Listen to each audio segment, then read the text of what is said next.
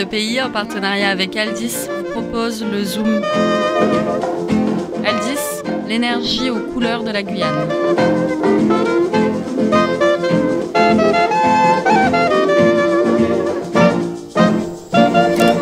Oh, il y en a énorme. Celui-là, pour l'attraper, il faut attendre qu'il nous pique. Alors, celui-là, je pense qu'on va mettre en collection par contre. Ouais, donc là, franchement, c'est trop beau. C'est un des plus beaux. C'est un des plus beaux, je trouve. Incroyable. Bravo.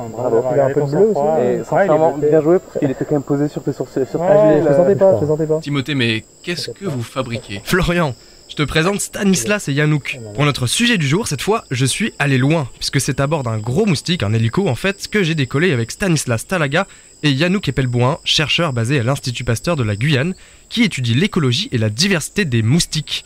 Et cette semaine, on part à la découverte des moustiques des Cambrousses, donc des forêts de bambou, dans le cadre d'un inventaire dans la réserve naturelle des Nouragues. D'accord, mais alors comment vous faites? Et comment est-ce qu'on étudie les moustiques? Eh bien, pour répondre à cette problématique, il faut voir un maître à l'œuvre. Alors rendez-vous au fin fond de la forêt guyanaise, et plus précisément autour de la station de Pararé, au bord de la crique Arataï. Cette semaine, j'ai suivi Stan dans sa quête de moustiques. L'objectif pour lui était de mettre la main sur un maximum d'espèces différentes à travers des écosystèmes variés, en privilégiant tout de même les Cambrousses. Pourquoi elles?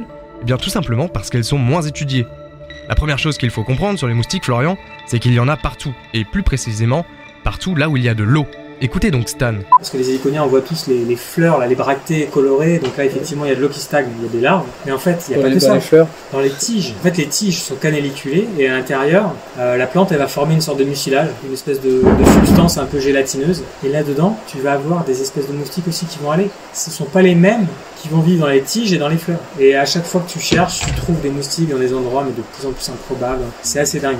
On en trouve donc dans la moindre réserve d'eau, dans votre égouttoir à vaisselle, dans les détritus au bord des routes, dans les prairies, et dans le cas qui nous intéresse aujourd'hui, eh bien dans les bambous. Dans les bambous et dans mon jardin. Mais comment est-ce qu'ils arrivent là? Ils ne savent pas nager pourtant, si? Eh bien oui, il y a de l'eau dans les bambous, Florian, et il y a des moustiques dans cette eau, qu'ils se trouvent en fait à l'état larvaire. Des bébés moustiques donc, qui se développent jusqu'à produire une nymphe, dont ils sortiront à l'état adulte en volant. Ces larves, elles sont souvent herbivores, elles se nourrissent alors donc de détritus et des micro-organismes dans l'eau, ou carnivores, et là, il faut mieux éviter de se retrouver dans la même réserve d'eau. Parce que ce sont de véritables dents de la mer, elles sont vraiment redoutables, y compris pour leurs congénères. Je le sais car j'ai pu le constater par moi-même après la collecte, on les nourrissait un petit peu. Car oui, avec Stan, nous avons bravé des zones emplies de bambous épineux et de moustiques tout aussi piquants, afin de dégoter ces larves. C'est une des méthodes de la chasse aux moustiques, les prélever à l'état larvaire, directement dans le milieu aquatique où elles ont été déposées. Pour ça, on a besoin d'un petit contenant pour mettre l'eau, de tubes pour ranger les prélèvements, et d'un appareil pour mesurer les paramètres physico-chimiques de l'eau prélevée. Tout ce petit attirail permet en fait de recueillir des informations sur leurs préférences écologiques. Et surtout, le plus important, il nous fallait un aspirateur à bouche. Mais on aspire quoi, Florian? Eh bien, je te donne un indice, nous cherchions des traces d'humidité sur les bambous. Pourquoi? Eh bien parce que nous cherchons des bambous percés par d'autres insectes, parfois de minuscules trous, dans lesquels l'eau aurait pu s'infiltrer, faisant suer le bambou. Et oui, car dans ces minuscules trous qu'on retrouve donc dans les bambous, les femelles moustiques parviennent à pondre en projetant leurs œufs tout en faisant du surplace. Étonnant, non? Eh ben c'est pas fini. On aspire donc un peu d'eau, qu'on remettra après, et là, eh ben, jackpot. Même des fois, pareil, une fois il y avait un bambou, on l'a retourné, il y avait 3 gouttes, mais quand je dis 3 gouttes, c'est littéralement 3 gouttes, il y avait 200 microlitres d'eau, et il y avait une larve dedans.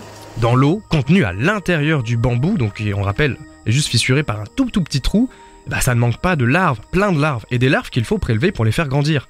Par la suite, Stan va donc les mettre en élevage dans son labo afin de vérifier à quelles espèces elles appartiennent principalement. En effet, c'est souvent plus dur d'identifier, de caractériser une larve qu'un moustique adulte. Et même un spécialiste comme Stan est parfois surpris de ce qui émerge de ces prélèvements. Actuellement, je mets des trucs dans des tubes, et je sais pas exactement ce que j'ai. Bon là, j'ai vu celui-là, je sais que ça va être une bonne chose, mais tout le reste là, je sais pas. Et en fait, j'aurai une deuxième phase au labo. Ça va être un deuxième émerveillement. Donc ça c'était pour la chasse aux larves, mais on peut s'attaquer directement aux adultes également. Pendant notre récolte de larves, il nous est d'ailleurs arrivé souvent de nous faire survoler par des petites bébêtes curieuses. Ni une ni deux, hop, à l'aide d'un petit coup de main, et plus idéalement d'un filet, on a un moustique en plus dans notre réserve. On prend assez vite le coup, c'est assez sympa à faire, d'ailleurs l'aspirateur peut aussi servir à ce moment-là. J'avais d'ailleurs tendance, moi, personnellement, à attirer pas mal de prétendants, et bien sache Florian, qu'il y a même des pièges qui sont conçus ainsi, où l'on utilise des appâts olfactifs, parfois étalés directement sur les membres de l'équipe. Et oui, Alors je te rassure, il y a quand même d'autres pièges plus communs, un peu plus conventionnels, des pièges olfactifs donc, mais également lumineux. Ce sont ceux-là que nous avons utilisés durant notre séjour. On pose des lampes à UV avec un petit toit couvrant sur le dessus et un système de filets en dessous et on les laisse à différents endroits de la forêt.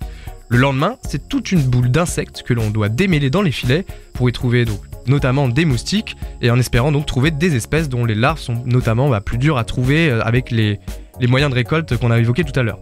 Mais tout ça c'est bien beau, mais pourquoi rechercher ces moustiques, et plus particulièrement ces moustiques adultes? Et bien donc pour les étudier, en faire l'inventaire, les classer et les caractériser.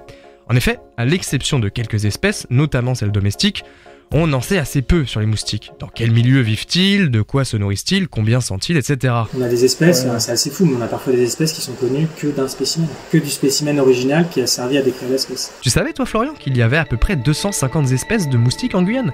Et encore, Stan estime qu'il y en a facilement encore une centaine à découvrir au regard de statistiques prédictives réalisées.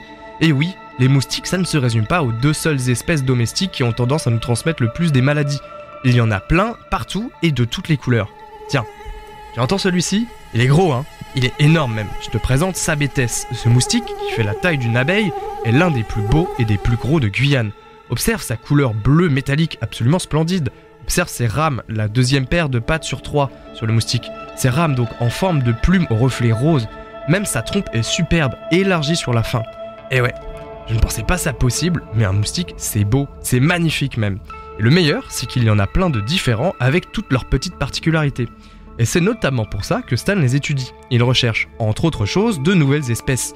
Il les décrit, puis il fait de la génétique avant de publier ça dans des journaux spécialisés et sur des bases de données en ligne. Et sache d'ailleurs que ça lui est déjà arrivé de trouver de nouvelles espèces très souvent. Il en a déjà décrit, accroche-toi bien Florian, pas moins de 8 depuis qu'il travaille à Pasteur. Voilà pour aujourd'hui, on verra donc dans 2 semaines ce qu'on a récolté, le temps que les larves deviennent des nymphes, puis des adultes. En une semaine, on a mis la main sur quand même environ 60 espèces différentes, a priori. Et oui, il y a du boulot en Guyane et on n'a pas fini de découvrir de nouvelles choses. Voilà Florian, comment on étudie les moustiques, comment on apprend à mieux les connaître. Mais l'éternelle question que j'ai posée à Stan, à quoi ça sert les moustiques? Ça sert juste à nous piquer, non? Pour Stanislas, c'est notamment de la curiosité, mais ça peut aussi aller plus loin que ça. Chers auditeurs, je vous propose de continuer ce sujet la semaine prochaine. J'espère en tout cas vous avoir donné envie d'en apprendre plus. À la semaine prochaine.